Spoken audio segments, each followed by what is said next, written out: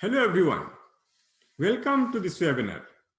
I'm super excited to be sharing with you various project management concepts through a series of webinars, concepts which are also at the heart of PMP exam preparation. So why this webinar series? There are many good books in the market. And even though there are books that you'll find in the market on this subject, I believe this webinar will be a great value to many like me who enjoy interactive learning, especially when we'll be talking directly the concepts without fluffs that you'll find in many of the books that you come across. I'll be discussing over 20 varied concepts, 20 project management concepts and more through a series of webinars over the course of time. So stay tuned. So who is this for? These webinars are essentially for project managers. Project managers who may be preparing for PMP exam, because we will be talking about concepts that will help you understand many of the PMP exam concepts. It will also help project managers even if you're not preparing for PMP exams, because these are concepts that you will use day in and day out in your project management job in your company. At the end of this webinar, you will be having a deeper understanding of the concepts that we'll discuss in each of these webinars.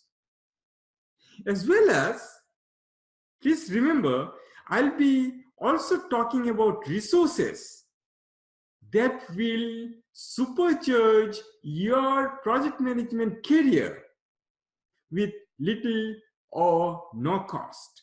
So stay tuned till the end of this webinar. Before we start our discussion, let me introduce myself and share with you a bit of my experience and why I value these concepts so highly. I have over 25 years of project management experience, mostly in IT sector and in different countries across the globe. I currently live in New York, and I am an avid Toastmaster and a practicing Aikidoka. Aikidoka is one who practices Aikido, a form of martial arts. Now, coming back to my experience, when I look back at my project management experience, I realize that there was a point in time when my approach to project management took a sharp climb for the better. That was when I took a deeper understanding of these concepts and started applying them.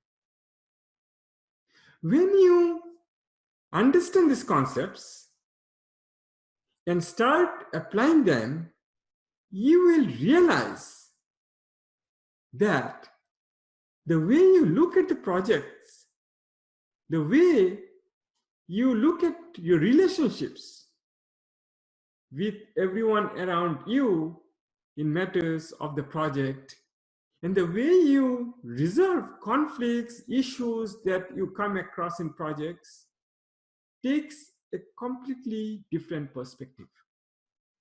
Let me share with you an experience, an example from my projects, from the projects that I handled. Much back in the past, in the beginning, I won't worry much about risks in a project. And then one day in one of my projects, my vendor gone bankrupt. I was not simply prepared for that risk. And I had a real difficult time getting back the project on track. Much later, when I was wiser, I would say, I faced another disruption in another project, this time on a much bigger scale. But this time, because I have applied these project management concepts to my project, I was fully prepared for the risk. Based on these concepts, I have implemented risk strategy. And so when this risk got triggered, I could take appropriate action. Therefore, I would encourage you to really understand these concepts. It is possible that you might not have to use many of these concepts, but only when you understand them, you will know what to use, when to use, and how to use them. So let's get on with the concepts, and I hope you will be with me through all the different webinars that I'll have on various concepts. In this webinar, we'll be talking about two concepts. One is the PMBOK guide, and we'll see how to understand, navigate PMBOK guide. And that's the first one, decoding PMBOK guide. The second concept that we'll talk about is the project management processes. We'll see how to make sense of the 49 processes that is there in the PMBOK guide, and how they are categorized, and what is the structure, and so on and so forth. So let's get started with our first concept, which is decoding PMBOK guide.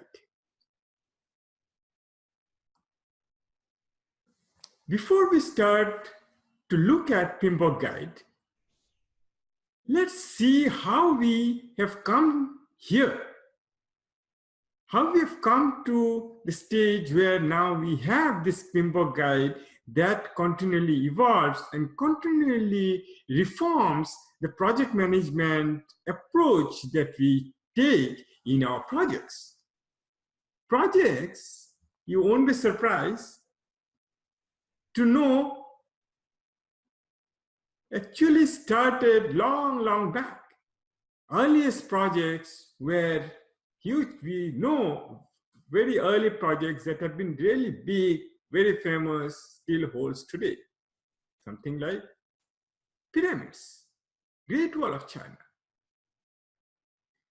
But in those days, projects that is to take place was done by some key people, and the knowledge was held by some key people. The success is to depend on those people who have the understanding, who have the tools to make such big projects a success. And these projects, or projects that were run, or rather the project management that is to be done, those days were more art than science. Fast forward to early part of 20th century. During those times, we have seen different tools evolving, like control charts, like Gantt chart, and many other flows, flow diagram, and so on. And it was found that such flow diagram, such a chart actually improve the efficiency, the productivity, and increases greatly success of a project. Around 2000, not really 2000, I'm sorry, around 1969, 1970, PMI, the Project Management Institute, was formed, and they gathered all the best practices that from different project managers across the world and put together as best practices into a guide, which was the PMBOK guide first version. And that first version of PMBOK guide continually evolved over time. And what we see today is the sixth version. Evaluation is one big thing in this project management process, because as time moves on, as the business changes, as the market changes and new ideas develop, we need to evolve. And so this PMBOK guide continuously evolves, and this is what we have today. A PMBOK guide. What is a PMBOK guide, you might ask? It's defined as description of knowledge within project management profession. It's quite a succinct definition, I would say. And this knowledge have been put together because it is widely applied traditional practices, and it is also emerging innovative practices. So you see the two sides to it. It is applied, it is known, it is applied, and it is emerging innovative practices. As a result, it keeps on evolving. And another thing to note about PMBOK guide is it is generally recognized. What does it mean? It means that by and large, you can apply it to most of the projects, and this usefulness to the value it generates, to the business value it generates, has been recognized. Also, it's a good practice because it has been found by many projects that when you use this PMBOK guide, there is a definite success. The success increases, chances of success increases in the project, and the productivity increases, the efficiency increases, and so on and so forth. Now, this is the PMBOK guide you will know, or if you are going for your PMP exam, this is the PMBOK guide you will go through in order to sit for that exam. The structure, very overall high-level structure of this PMBOK guide is the first 3 chapters of this book are basically project fundamentals. It will give you introduction. It will tell you about the environment within which a project functions. It will tell you about the project manager's role. So project fundamentals that you need to have, need to understand as you move forward with the project. In the next 10 chapters, we'll talk about the processes. These processes have been categorized into different knowledge areas. And when we say knowledge area is that area of activities and processes where similar skills are required to perform those processes. So all these processes is categorized in knowledge area, and then the next 10 chapters, we talk about those processes knowledge area by knowledge area. Now, when we talk about processes, and when we pick up a process in that book, we'll see it is looked at from input.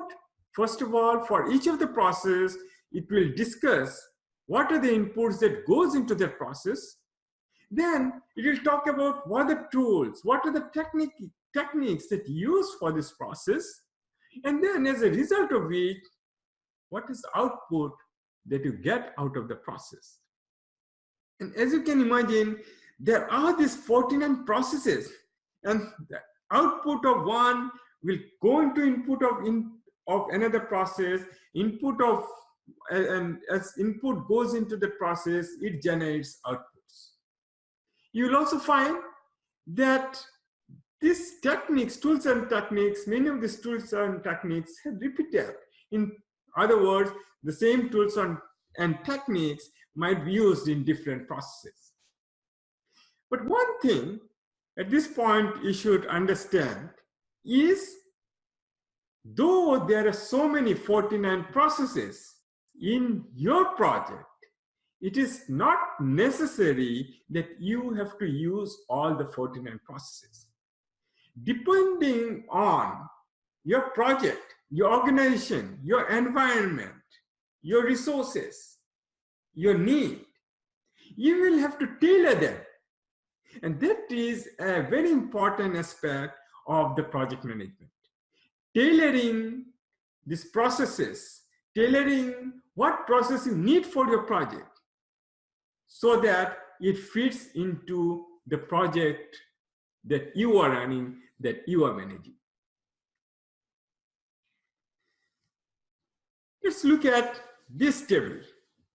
If you ask me, in the whole project management guide or PMBOK guide, this probably is the most important page. You'll find it in page number 25 in the 6th edition. It is important because when you look at this table, when you understand this table, you in effect will know the whole book. You will know how to navigate to each of the book. You know where in that book you will have what. So this project management process table that you see here, it is a collection of 49 processes. 49 processes that comes together as the project management. Now, we talked about knowledge areas. And you will find this project management processes that we see here, the 49 process, has been categorized into knowledge areas in terms of rows. The green rectangle, horizontal rectangle that we see here. In other words, what is happening here is all the processes in that particular row will require the same kind of skills, same kinds of knowledge. Now, in this green rectangle, if we take this as an example, you see there are 7 processes within this knowledge area, which is project risk management knowledge area.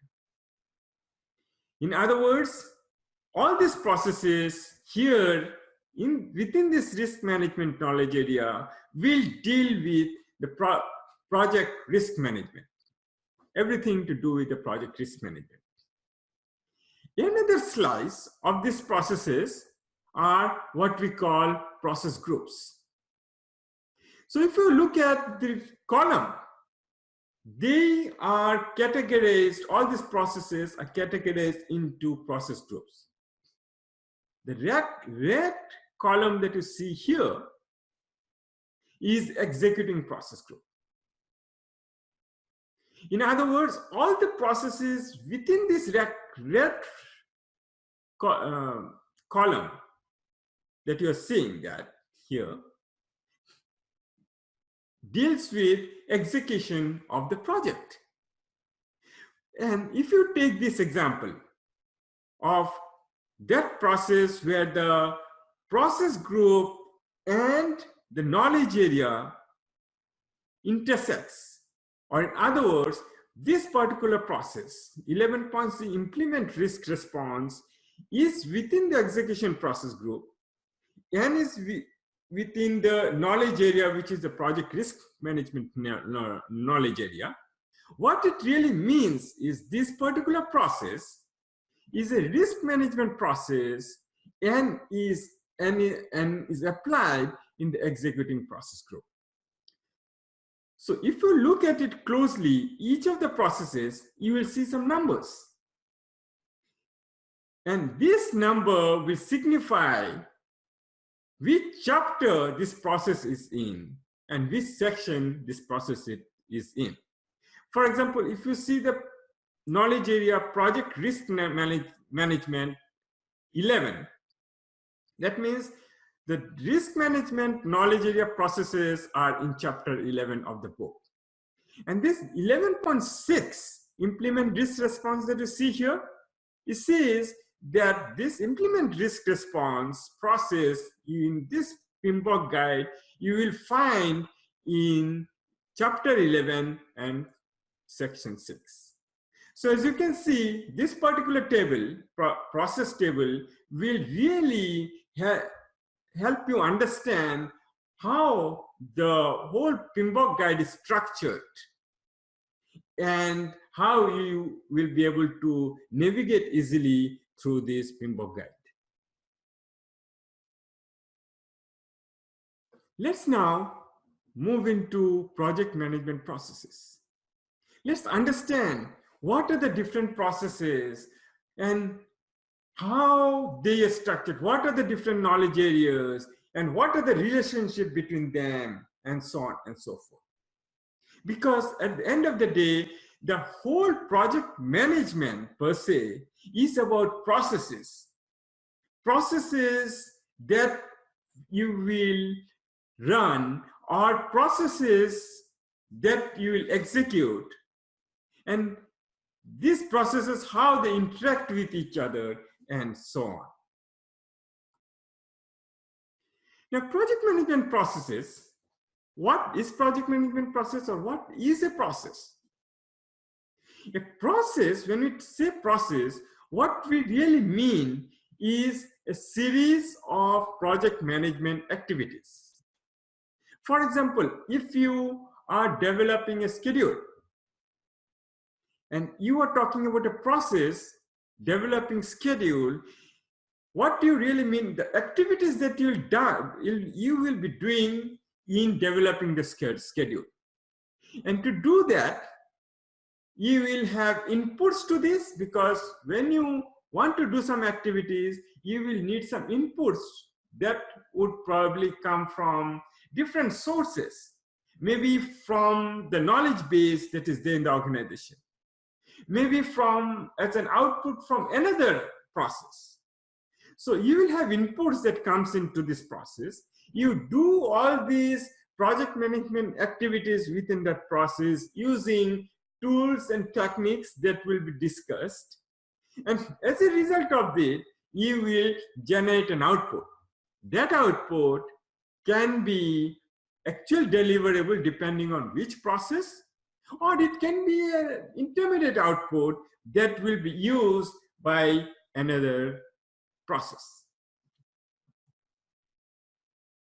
Now, when we talked about process groups, if you have looked at the table closely, you will remember that there are 5 process groups: initiating, planning, executing, monitoring, closing.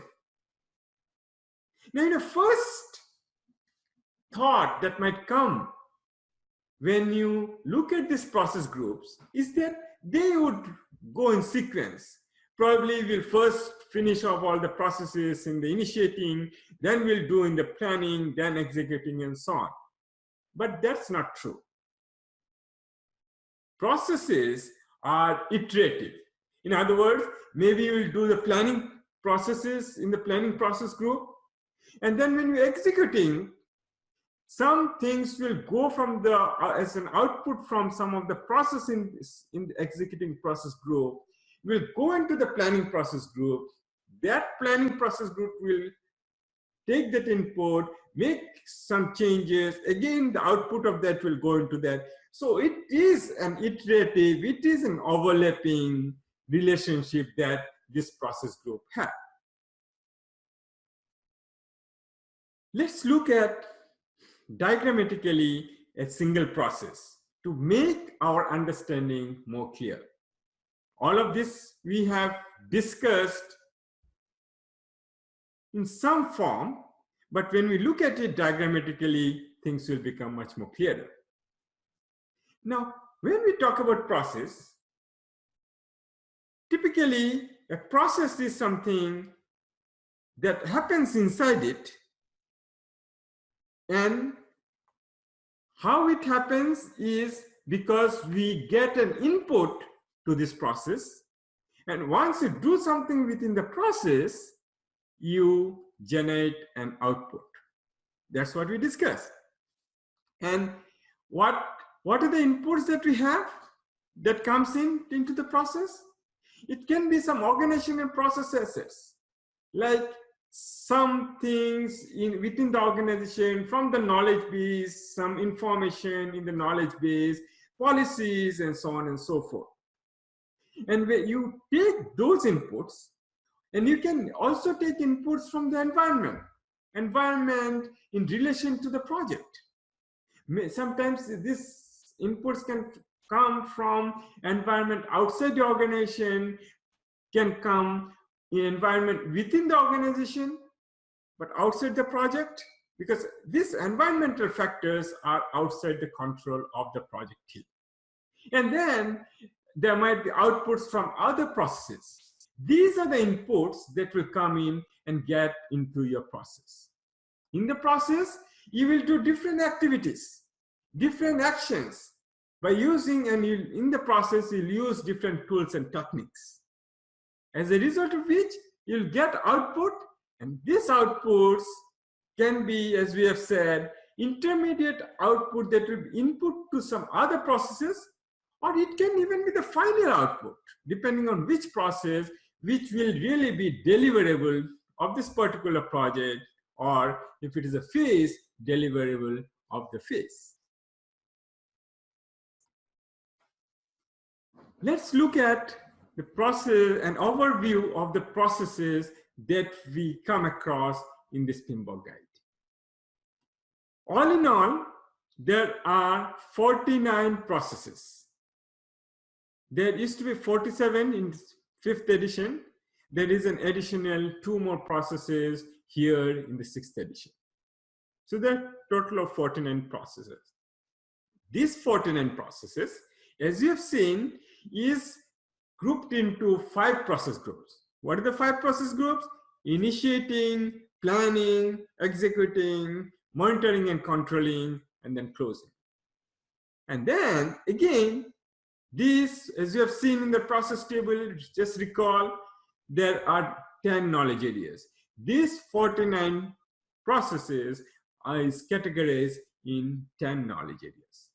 Integrating, scope, schedule, cost, communication, then risk, stakeholder, and so on and so forth.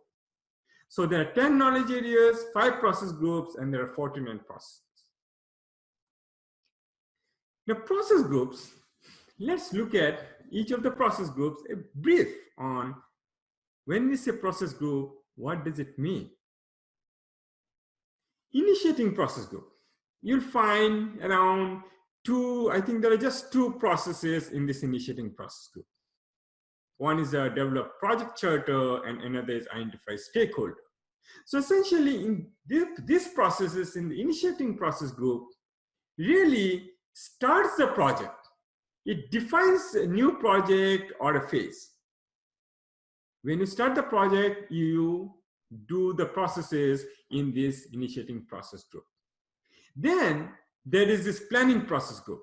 In fact, most of the processes are in the planning process group.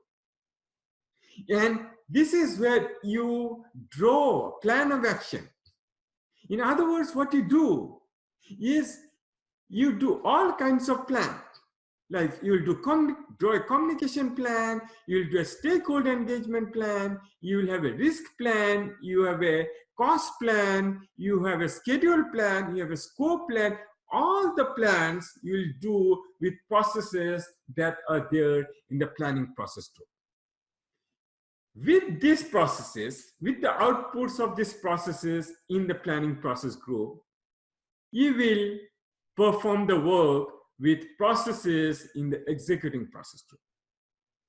In the executing process group, this is where all these processes will come in play, where you are executing the process based on the plan that you made.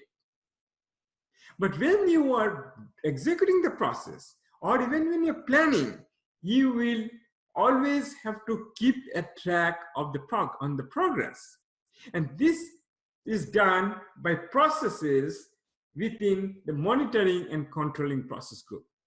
So monitoring and controlling process group will have processes that will help you monitor and control the project, track the progress of the project as the project moves forward. And then when you are done with all the activities that you need to do, you have delivered to your end user the project, the deliverables. That is when you will get into the closing process group. This is where you wrap up the project, formally close, ensure that all documentations are done, ensure that all the contracts are closed, and so on and so forth. So this is how all these processes are broken down into this 5 process group. So these are the 5 process groups.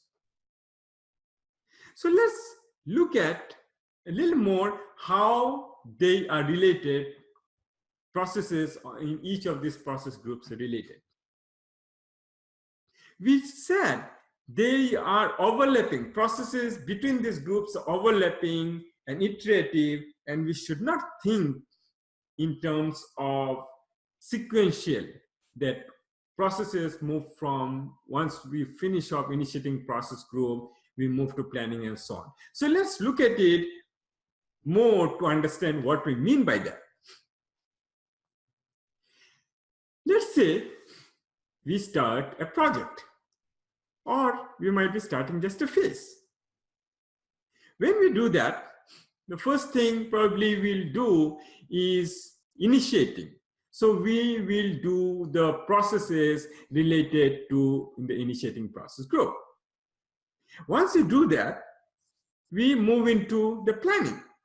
We deal with the planning process group, and after the planning process group, we do the executing process group. Now, you see there is a loop, because when you are executing, you will have inputs that go into planning. Planning outputs might change by means of the planning processes, because we'll do activities within this planning processes. And then again, that will fed into executing processes and so on. So there is a loop that goes in. Planning process group output will get into executing process group output will get into planning processes. And then when we're done with that, we go into the closing processes to actually close the project.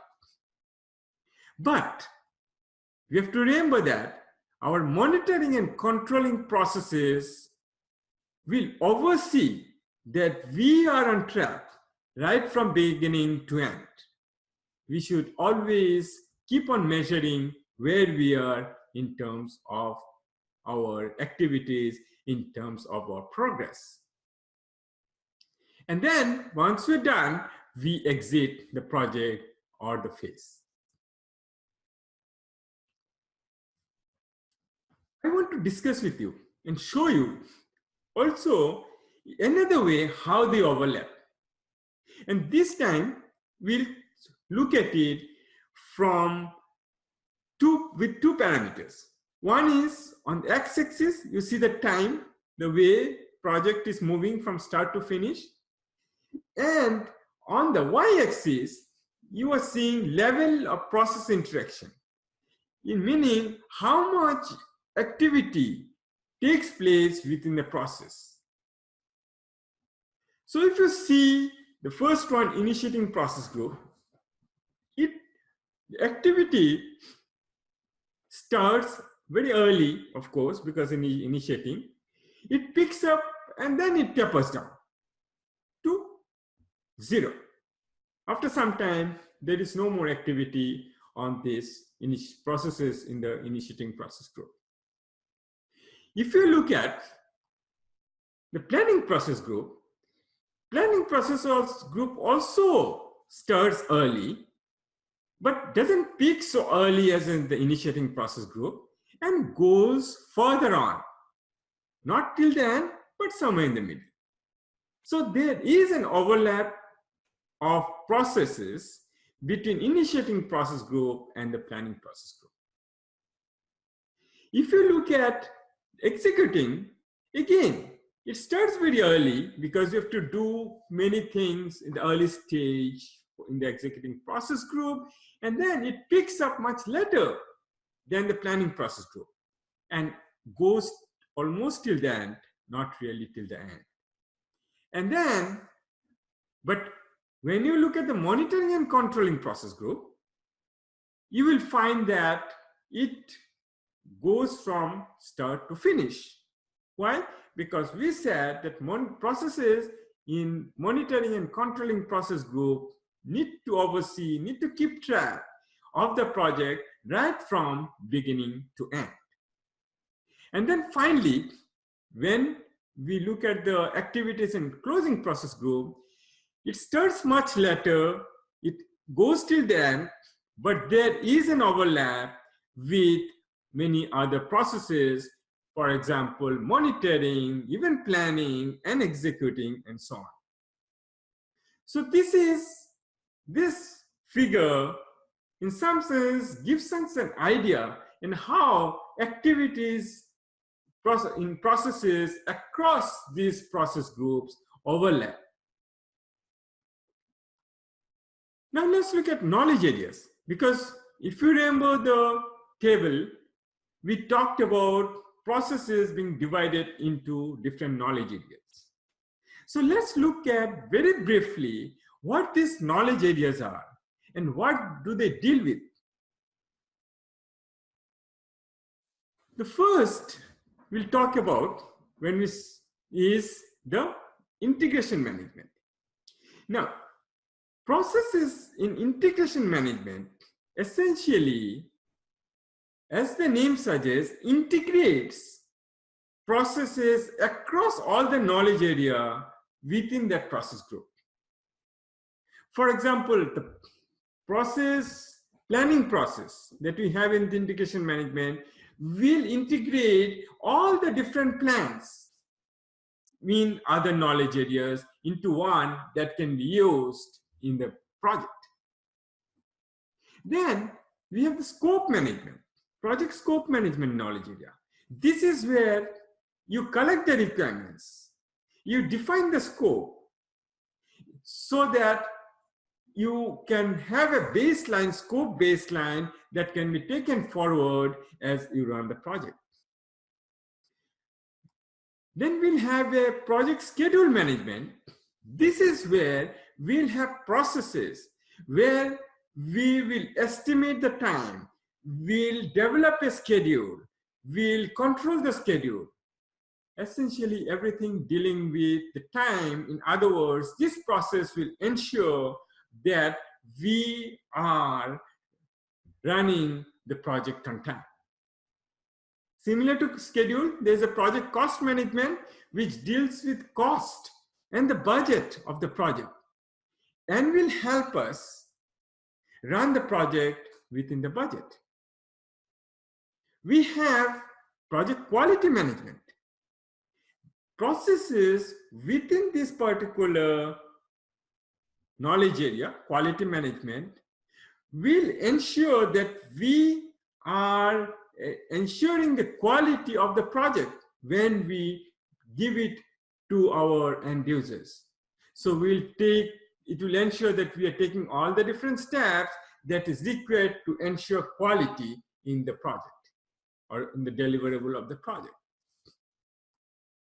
Then resource management, project resource management, these processes will deal with resources, human resources, as well as material resources and other resources that we need for the project, and how, in terms of human resources, how we are developing the resource for the benefit of the project. Then we'll have the project communication management.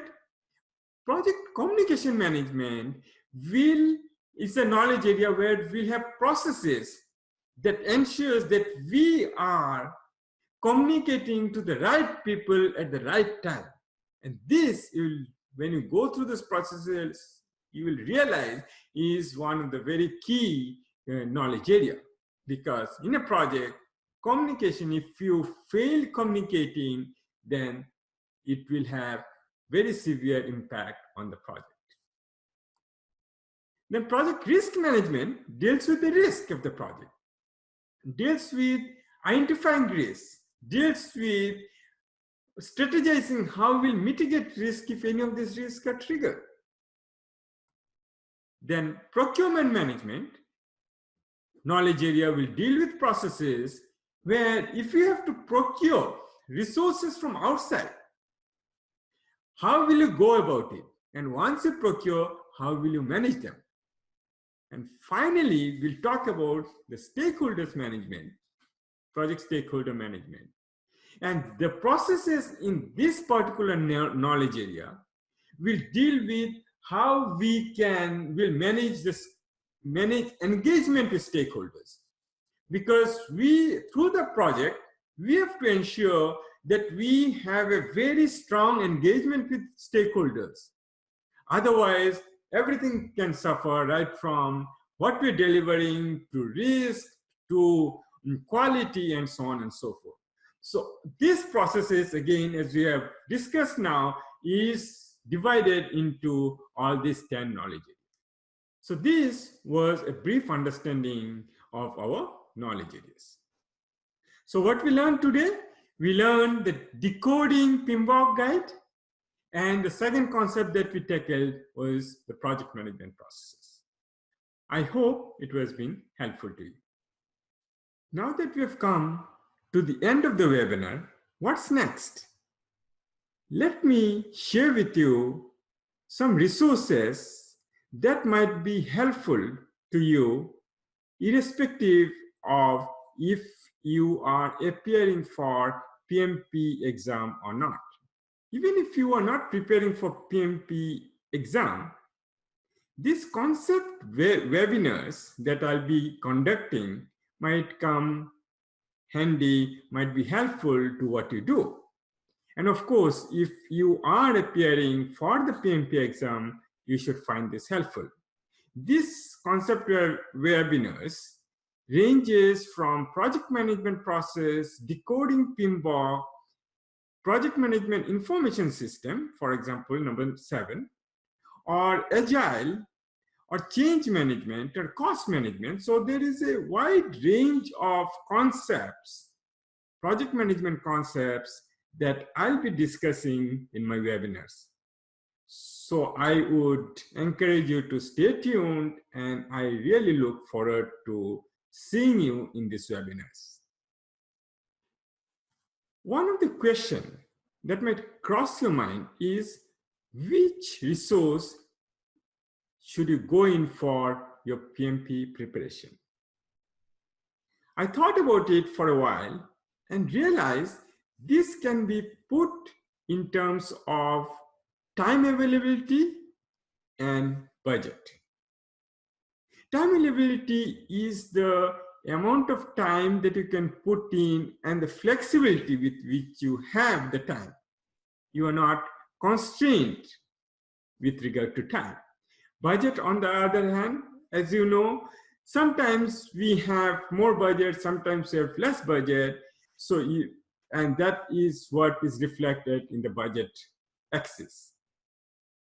Now, if we look at a situation where I have time, very less time, I'm constrained on time, I'm not flexible, and also my budget is limited, then self-paced online course might be the best option. It entails a little bit of cost, but it gives me the flexibility that I can access that course anytime I want. I'm not constrained to attend that only at a particular time. On the other hand, if you have a low budget and you are flexible with your time, then you can actually attend free online course. And I'll show you how you can actually sign up for that. And this free online course will be a live course, will be at a particular time. So it should be available at that particular time that you are committed to. On the other hand, if you don't have the time flexibility and you have enough budget and also you don't have enough time and you'd like someone to coach you through from beginning to end, help you even with your application process, help you, make a plan for your success plan and take you through that, then you might want to go for personalized coaching. And if you have the budget, you have the time, you're flexible with the time, you can take one or more of these options.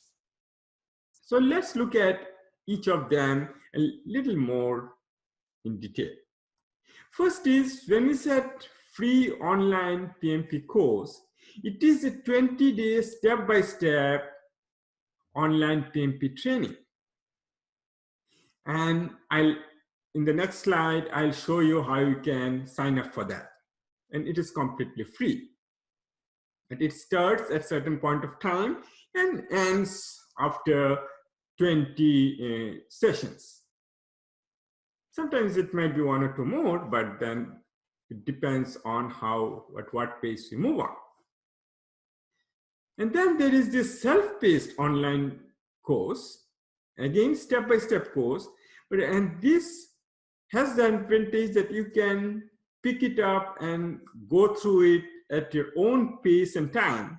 And not only that, it has practice questions, learning games, and other helpful videos that will help you prepare for the PMP exam.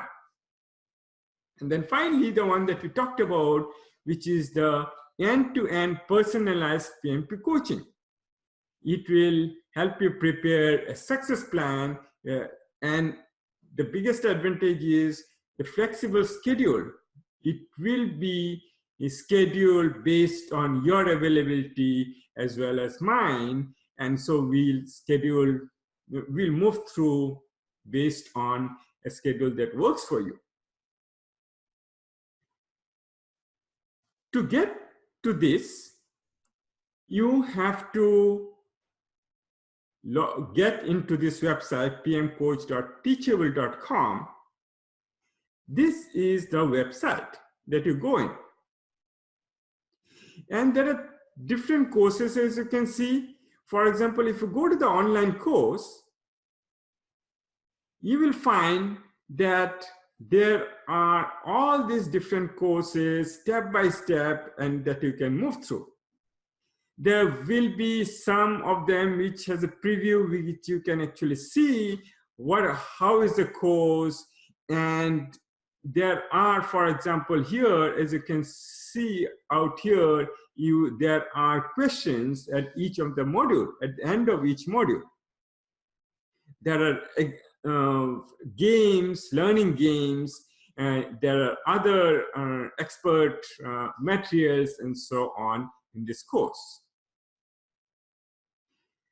And then if you want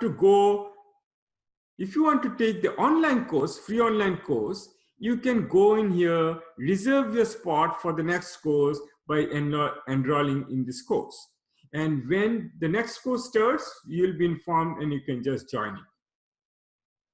And then finally, this is the personalized PMP coaching that I was talking about, where it is one-to-one personalized coaching, and you'll be helped with the success plan. It will be with your schedule. It work according to your schedule. There'll be self-paced study videos. There will be quiz questions and so on and so forth. One other thing that I want to mention about this online course is that it is a no risk course, in the sense that if you are not happy with it for some reason, you can always get your refund within the first 30 days. So now going back, this is the website that you need to go to sign up for any of this course.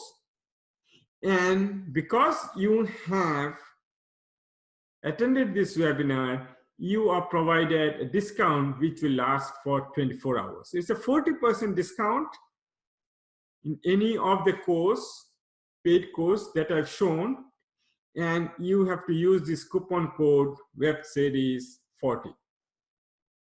Thank you for attending the webinar, and I look forward to seeing you in other webinars.